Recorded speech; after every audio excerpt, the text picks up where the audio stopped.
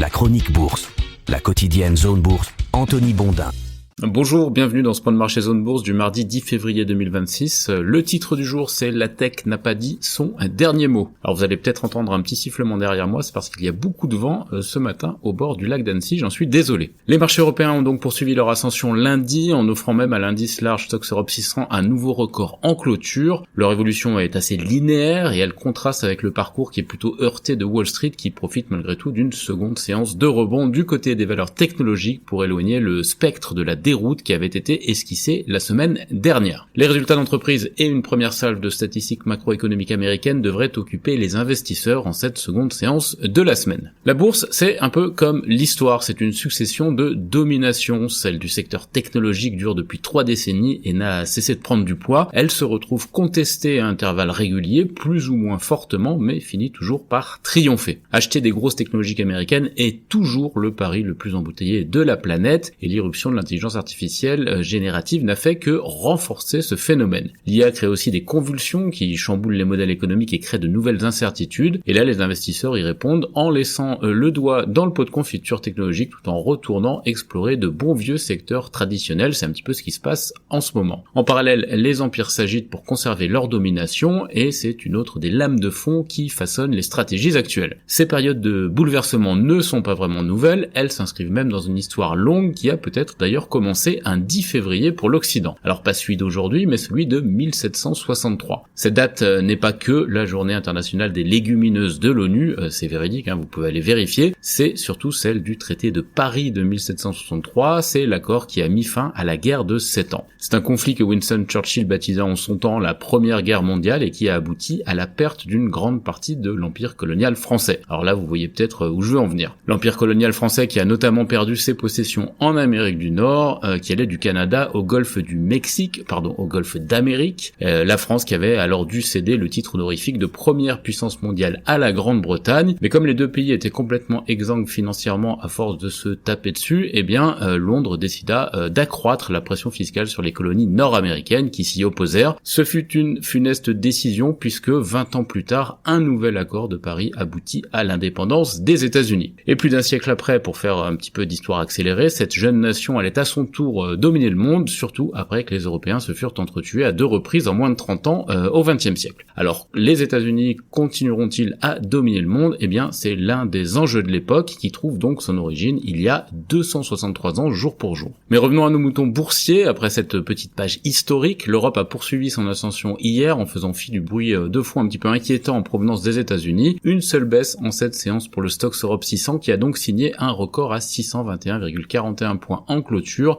Pour l'anecdote, il était monté un chouïa plus haut en séance mercredi dernier, mais sans pouvoir tenir la distance. Le secret de l'indice large européen des secteurs traditionnels qui carburent, hausse à 2 chiffres depuis le 1er janvier pour l'énergie, pour les matériaux de base et pour les utilités. Un seul secteur en berne en 2026, la consommation cyclique, notamment à cause du luxe et de l'automobile. Du côté des États-Unis, le logiciel s'est donc rebiffé après avoir été étrillé la semaine dernière. Ce secteur tente de remonter la pente en profitant d'un courant acheteur qui est favorisé par la chute de certains titres. Alors on ne rattrape pas les couteaux qui tombent, dit-on, mais sauf parfois. Par exemple, Oracle a pris 4,7% vendredi et 9,6% hier, réduisant à 20% sa baisse en 2026. Alors bien sûr, la volatilité reste élevée alors que les publications de résultats continuent, notamment d'ailleurs dans le secteur du logiciel qui est malmené par la concurrence naissante de l'IA. C'est l'une des thématiques de ce début de mois de février. Le dollar, lui, il reste sous surveillance. Les cambistes ont tiqué hier lorsque l'agence Bloomberg a révélé que la Chine conseille à ses banques de réduire leur exposition à la dette des États-Unis. Et en parallèle, le conseiller économique de la Maison-Blanche, Kevin Hassett, a laissé entendre que l'emploi allait se dégrader aux États-Unis dans les mois à venir, notamment à cause de l'évolution de la démographie. Cette déclaration a pesé lourdement sur le billet vert et a contribué à faire baisser le rendement du 10 ans US sous la barre des 4,20%. Alors en effet, si le marché du travail se dégrade, la Fed aura moins de retenue à réduire ses taux. Kevin Hassett plaide évidemment évidemment pour sa paroisse, mais son discours a une certaine portée. Le marché anticipe une nouvelle baisse de taux de la Banque centrale américaine au mois de juin, mais l'éventualité d'un assouplissement dès la réunion d'avril a repris un petit peu de poids. On est à 36,4% de probabilité contre 24,5% la semaine dernière. On aura du côté macro toujours une première série de données aux États-Unis cet après-midi qui pourra permettre d'affiner les paris avant la double annonce beaucoup plus attendue, c'est-à-dire l'emploi mercredi et l'inflation vendredi. L'actu des entreprises est riche elle aussi avec les résultats de BP, d'AstraZeneca, de Barclays, de Kering ou de Philips ce matin en Europe. Côté États-Unis, sont attendus des grands classiques, Coca-Cola à la mi-journée et des entreprises qui vont être scrutées de près pour leur exposition positive ou négative à l'IA, notamment S&P Global, Robinhood ou encore Datadog. Sur les marchés d'Asie-Pacifique ce matin, eh bien, on est plutôt orienté à la hausse, à l'exception de l'Australie qui stagne. Le Nikkei 225 fait toujours la victoire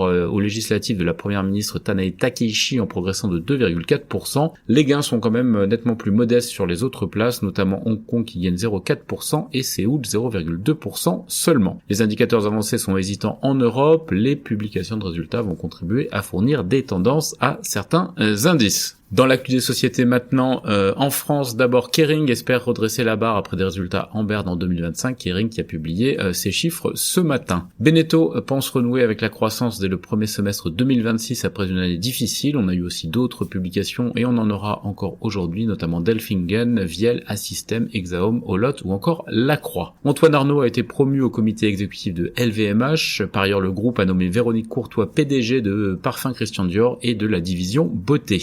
Alstom met en service 76 véhicules légers Flexcity à Toronto.